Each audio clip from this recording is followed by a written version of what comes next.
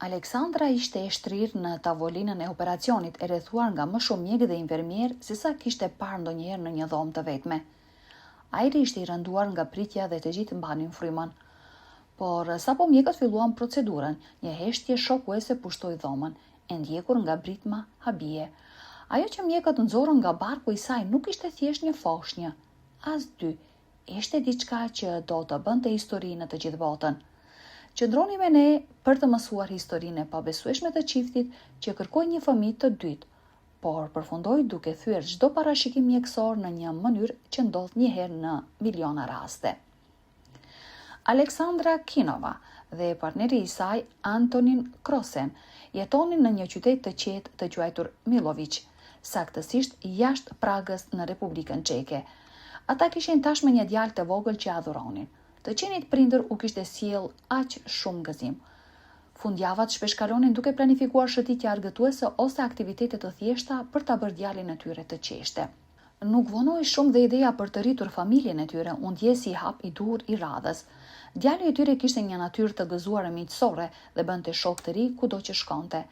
Aleksandra dhe Antonini shpesh flisnin se sa mirë do të ishte për të që të kishte një vëlla ose motër, një shok të ngushtë për të rritur së bashku.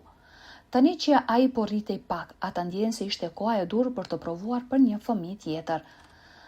Pas disa muajsh përpjekje, ata më në fund morën lajmin që kishin shpresuar. Aleksandra ishte shtatzën.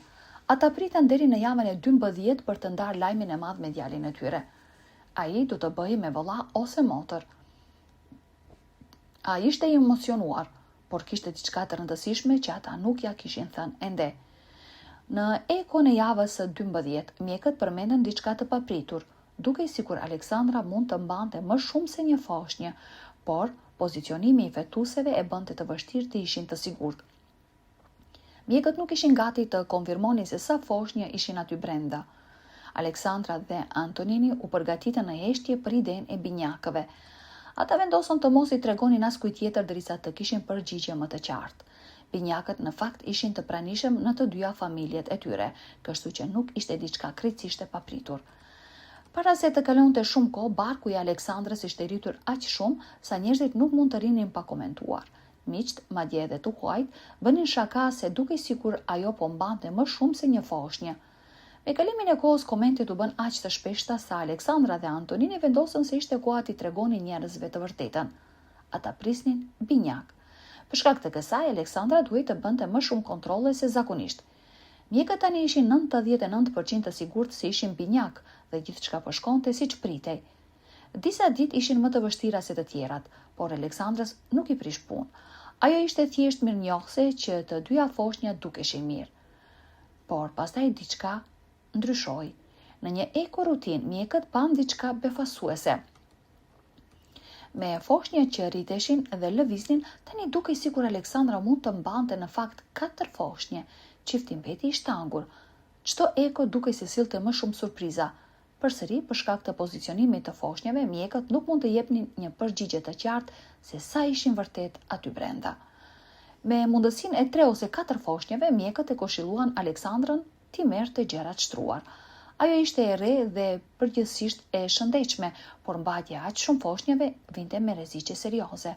Ajo që kishte filluar si një lajm i lumtur, tani ishte bërë një përzierje emocionesh dhe frike. Ata nuk ishin më vetëm në pritje të rritjes së familjes, ata ishin të shqetësuar për lindjen e parakohshme dhe problemet e mundshme shëndetësore. Në ekon finale para lindjes, mjekët ndanë një lajm të madh. Për të mbajtur Aleksandrën dhe foshnjat të sigurta, ata rekomanduan një lindje me prerje cezariane. Por kjo nuk ishte e gjitha. Ekipi mjekësor i uli ata dhe u shpjegoi atë që sapo kishin parë. Lajmi i la Aleksandrën dhe Antoninin plotësisht të tronditur. Fillimisht menduam se ishte një foshnjë, pastaj 2, pastaj 4. Tani mjekët besonin se mund të ishin edhe më shumë. Ata ende nuk mund të jepnin një numër të saktë. Çifti u kthye në shtëpi me lajmin e pabesueshëm. Si supozoi të bëheshin gati për një familje aq të madhe menjëherë. Më herët gjatë shtatzanis ata kishin filluar punën për dhomën e foshnjave, duke e përgatitur për binjak, por tani duhej të gjenin mënyrën si t'i futnin edhe më shumë krevate dhe pajisje foshnjash në shtëpinë e tyre. Fatmirësisht, miqt dhe familja u hodhën menjëherë në ndihmë. Me ndihmën e të gjithëve, çifti arriti ta përshtaste shtëpinë mjaftueshëm për të gjithë shtesat e reja. Ata morën frymë thellë dhe u përgatitën për atë që me siguri do të ishte një rrugëtim i egër dhe i paharrueshëm. Një gjë u rinte ende në mendje, djali i tyre. Ata e ulën atë dhe i shpjeguan butësisht se do të bëhej me më shumë se 2 vëllezër ose motra. Për lehtësimin e tyre, emocioni i djalit filloi të shkëlqente shpejt. Ai u hodh në përgatitje për foshnjat, duke ofruar ide se cilat lodra mund t'u pëlqenin foshnjave dhe madje duke ndihmuar me dekorimet e dhomës. Për shkak të numrit të foshnjave, mjekët nuk mundën të thoshin gjininë e secilit. Antonini duhej ende të shkonte në punë si zakonisht për të siguruar familjen. Plani ishte që kur të vinte koha, Aleksandra do të shkonte në spital me prindërit e tyre dhe Antonini do t'i takonte atje. Por planet nuk shkojnë gjithmonë siç priten. Një mëngjes, Aleksandra e mori në telefon. Kishte kontraksione të hershme. Antonini u nxitua për në stacionin e trenit, por zemra i ngrin kur pas e treni ishte vonuar. Vonesa zgjatej minut pas minute. Kur treni më në fund mbriti, ai vrapoi nëpër korridorët e spitalit i tmeruar se mund të kishte humbur gjithçka. Për fat, kishte pasur një vonesë të vogël dhe Aleksandra sapo po dërgohej në sallën e operacionit. Infermierët e ndihmuan të vishej shpejt me rrobat mjekësore dhe ai hyri brenda. Salla ishte plot me staf mjekësor, gjë që i bëri ata të ndiheshin më të sigurt. Operacioni shkoi mirë pa probleme, por ndërsa gjërat po mbylleshin, një heshtje e çuditshme u përhap në dhomë. Zemrat e çiftit ngrin. Aleksandra filloi të dridhej nga paniku. Papritur, një britmë gëzimi shpërtheu në dhomë. Mjekët dhe infermierët filluan të duartrokisnin. Një infermiere u shpjegoi se çfarë kishte ndodhur. Ata sapo kishin sjell në jetë pesnjakët, e parë të konceptuar në mënyrë natyrale në Republikën Çeke. Jo vetëm që kishin 5 foshnjë, por kishin bërë histori. Pesnjakët zakonisht vinë me ndihmën e mjekësisë, por këta ishin konceptuar krejtësisht natyrshëm. Mundësitë që kjo të ndodh janë tepër të ulta. Pas disa ditësh në kujdes intenziv, mjekët dhanë lajmin më të mirë. Kishte 95% mundësi që të 5 foshnjat të rriteshin të shëndetshme. Familja tani ishte prej 8 antarësh. Djali i tyre i vogël ishte i mahnitur dhe prindrit e lanë atë të ndihmonte në emërimin e tyre.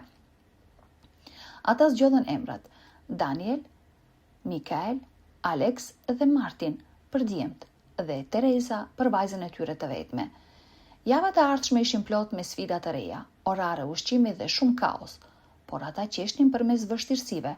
Ajo që nisi si plan për një fëmijë u kthye në 5 jetë të reja. Familja e tyre tani ishte e plot. Po ju, a mund të imagjinonit sikur t'ju thoshin se po prisni pesnjak? Na tregoni mendimet tuaja në komentet më poshtë. Nëse ju pëlqeu kjo histori, mos harroni të bëni like, të regjistroheni dhe të ndani historinë. Faleminderit që na ndoqët dhe shihemi në videon e radhës.